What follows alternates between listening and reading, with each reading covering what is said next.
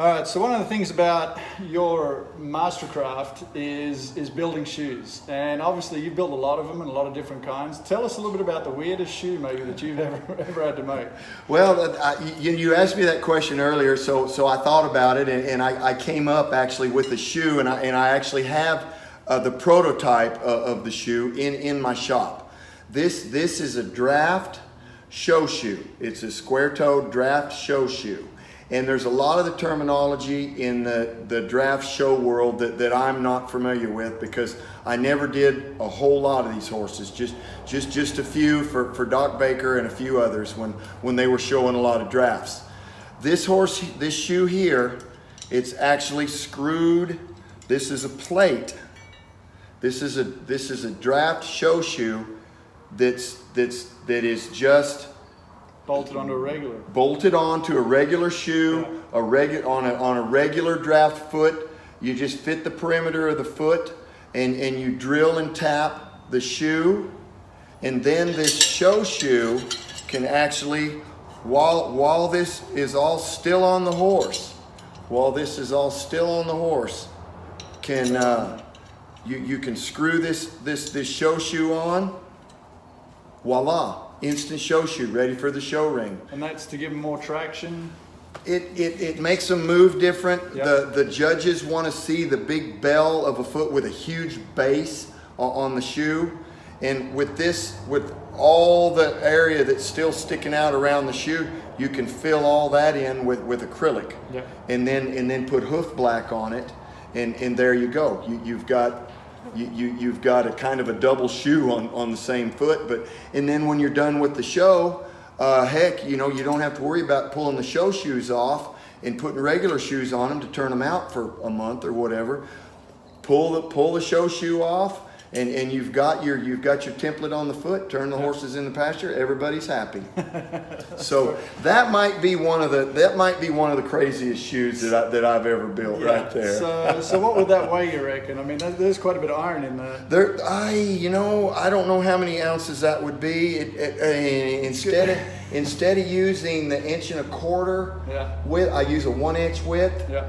And then on the bottom here, I use a 3/8 by 1 yeah. for my template, which I think all in all, this, and I thought about that when I built it, it weighs about the same as a regular show shoe would weigh, that's made out of 1/2 by 1.5 inches. I think I've seen Porterfield wear this to Woody's a couple of nights. I don't think he's worn that. That's his dance machine. That's what I look like when I dance. It looks like I'm wearing these. That's right. So Tommy, you come home at the end of a long day of shoeing, and you've started doing some new stuff. What are you working on now? Well, it seems like when I come home, I've always got a little project going in my shop for one reason or another. I've been dabbling in some bit and spur making. I make some buckles, Western jewelry, a little bit of fabrication like practice pin bridle racks. Yep. I've been making lately. I made a real nice statue stand recently for a big statue that went in a house. Actually, I've built pot racks to go in kitchens in brand new houses. Yeah. Wrought iron staircases, different things. So what are some of this that you've got here? Well, here's some belt buckles that I've made. I made this set. This is actually for a benefit. This is going in a fundraiser auction, an auction to raise money for the youth of Erath County for scholarships. And I mean, how are you going to argue with that? I make it's actually this scholarship fund is in honor of a fallen firefighter, Mickey Blue. And I made this buckle set, and I actually put the firefighter Clover on this particular buckle set. He passed away of cancer, so I put the cancer ribbon on this buckle set as well. Wow. So hopefully it's going to bring a lot of money. Everybody come out and bid on it. It's going to be in Hamilton week after next. All right, perfect. And then I just finished, I had both these buckles going at the same time. This is yet another buckle set that I just finished. and it is for the Texas Professional Farriers Association. They have a Fallen Farriers Fund, and during their yearly contest, that they have an auction that they raise money for the Fallen Farriers Fund, and so I'm donating this buckle to go in that Fallen Farriers Fund, and hopefully every year I will be donating to that and never need to call them and receive any of that money back. That's definitely the plan. Yeah. So what's the story behind this? Is a project you're working on for TJ and Ashley? That's correct. Yeah. This is a project here, and some people have already seen these. I think this is going to be a bridle rack that goes in the practice pen. It will have.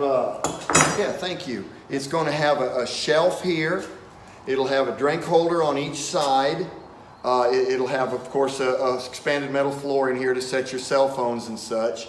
Expanded metal back just for decoration. And then what I've been doing, just because I've incorporated some silver work into this, I put a personalized logo or concho right here. This particular one, I'm going to put good on a big nice concho here.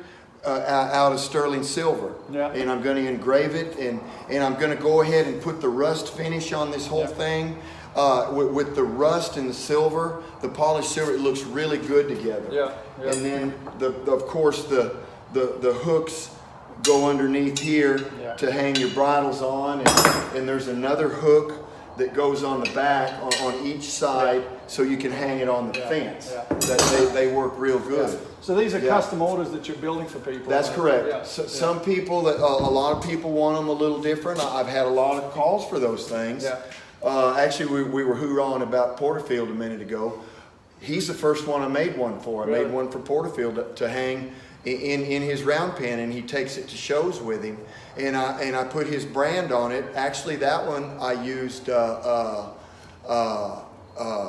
stainless steel, polished stainless steel on that one. But I found I like the sterling silver a little bit better.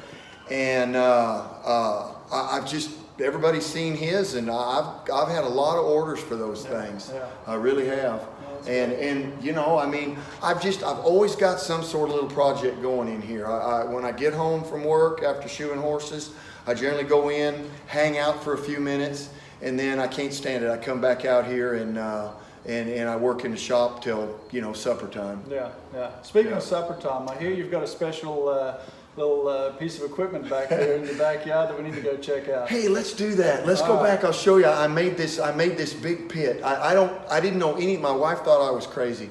I didn't know anything about cooking. And one day I told her, I'm going to build a big smoker pit, and I'm going to start smoking briskets and ribs and pork shoulders. And she's like, what? You are? Where did this come from? And so anyway, we'll go around. I'll show you what I've done. Let's go. I'm ready. Let's go. Okay.